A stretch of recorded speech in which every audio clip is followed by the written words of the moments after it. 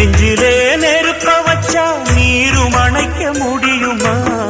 கண்ணிலே முள்ளு தைச்சா இமயம் மூட முடியுமா?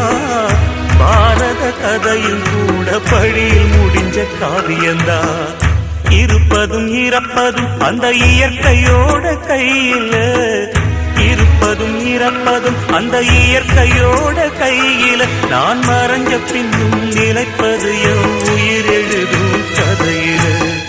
சந்திரனே சூரியனே நட்சத்திர நாயகனே, சந்திரனே சூரியனே நட்சத்திர நாயகனே.